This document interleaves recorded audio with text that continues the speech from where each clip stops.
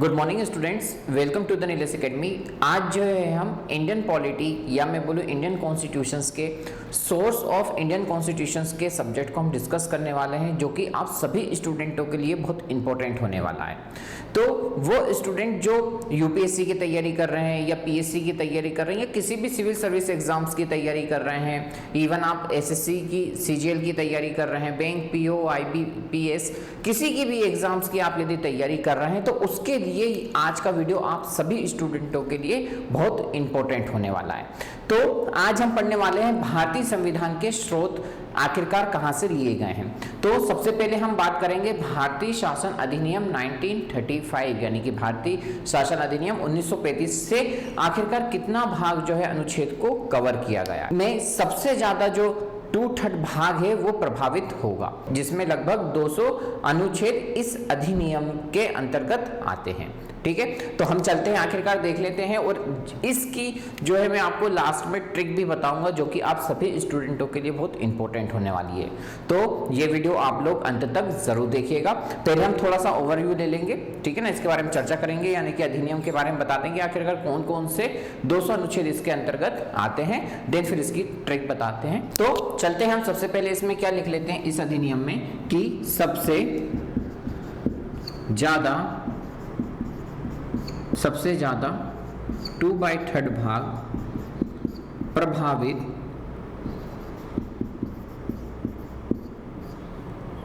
होता है। इसमें लगभग ठीक है ना, इसमें लगभग 200 अनुच्छेद यानी कि 200 अनुच्छेद इसी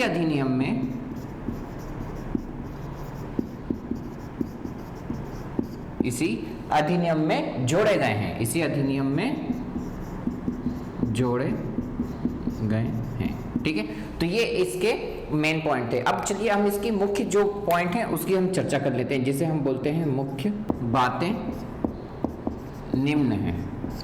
ठीक है ना, आखिरकार इसकी हम बातें कर लेते हैं कि इसमें कौन कौन से मुख्य बातें निम्न हैं। तो पहला आप देखेंगे कि इसमें त्रिसूची के बारे में बताएंगे। त्रिसूची, ठीक है ना, क्या है इसके अंतर्गत? त्रिसूची प्रणाली जिसे हम बोलेंगे वो आएगी। त्रिसूची प्रणाली जो है इसके अंतर्गत आएगी। इसमें जो कि त्रिसूची में आपको केंद्रीय सूची, कौन कौन सी सूची मिलेंगी त्रिसूची में, जिसमें मिलेगा केंद्रीय सूची, ठीक है, फर्स्ट। सेकंड आपको देखने को मिलेगा राज्य सूची, एंड थर्ड आपको देखने को मिलेगा समवर्ती सूची। समवर्ती सूची के अंतर्गत आपको देखने को मिलेगा। सेकंड हम बात कर लेते हैं जिसे हम बोलते हैं आपातकाल के प्रवर्धन। ठीक है, तो सेकंड क्या हो जाएगा, जिसे हम बोलेंगे आपातकाल के प्रावधान। ठीक है, आपातकाल के प्रावधान, सेकंड हम क्या बोलेंगे, आपातकाल के प्रावधान को हम डिस्कस कर लेते हैं, आपातकाल के प्रावधान। बट इसमें एक नोट करने वाली बात क्या होती है, जिसे बहुत इंपॉर्टेंट होता है, कई बार आप लोग जो होते हैं ऑब्जेक्टिव में गलत कर देते हैं। ठीक है ना, आपने बोला आपातकाल के प्रावधान, आपने लगा दिया भारतीय शासन अधिनियम 1935, बट ऐसा नहीं है। कभी कभी आपसे क्वेश्चन पूछ लिया जाता है कि आपातकाल का जो आपातकाल,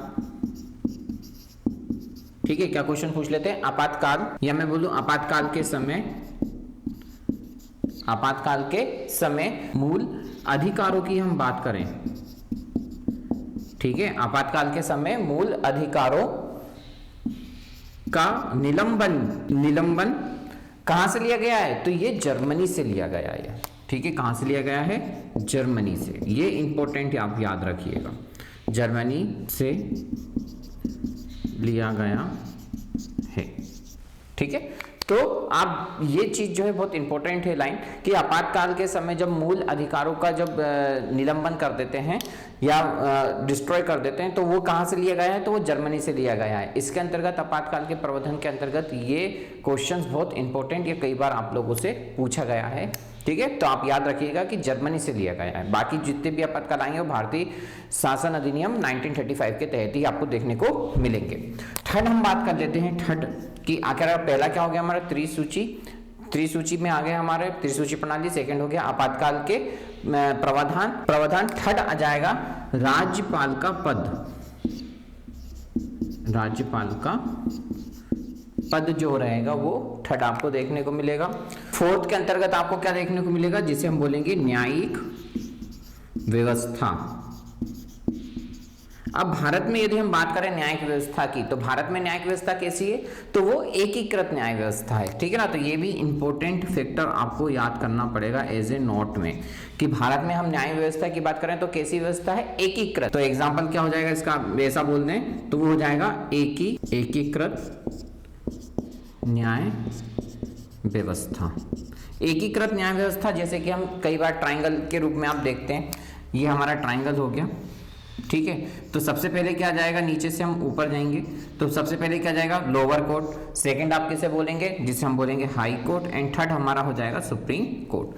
तो न्यायिक व्यवस्था कैसी रहेगी, हमारा एकीकृत न्याय व्यवस्था के तहत देखने को मिलेगा। फिफ्थ क्या जाएगा इसके अंतर्गत, वो हो जाएगा अध्यादेश, ठीक है ना।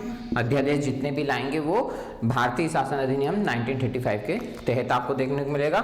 लास्ट सिक्स जिसे हम बोलेंगे वो हो जाएगा लोक सेवा आयोग। क्या हो जाएगा, सिक्स लोक सेवा आयोग, ठीक है। तो ये सिक्स आपको इसके अंतर्गत देखने को मिलेंगे।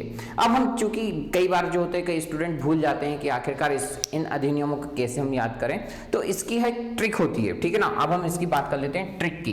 तो ट्रिक क्या हो जाएगी, बहुत इंपॉर्टेंट, आप देखिएगा अंत तक। तो ट्रिक इसमें आपको देखने को मिलेगी 3 अरुण आलो, ठीक है, 3 अरुण आलो। इसको हम समझते हैं क्या हुआ, इसका मतलब 3 अरुण आलो या 3 अरुण आलो का मतलब, 3 का मतलब हो जाएगा त्रिसूची। क्या हो जाएगा, त्रिसूची, ठीक। आ से क्या हो जाएगा हमारा, आपातकाल के प्रावधान, आपातकाल के प्रावधान, ठीक। रा से हो जाएगा हमारा राज्यपाल का पद,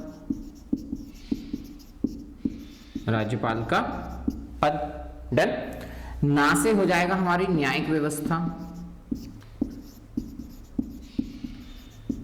क्या हो जाएगा हमारा, ना से न्यायिक व्यवस्था। आ से हो जाएगा हमारा अध्यादेश, आ से क्या हो जाएगा, अध्यादेश। और ला से हो जाएगा हमारा, लो से जिसे हम बोलेंगे लोक सेवा आयोग,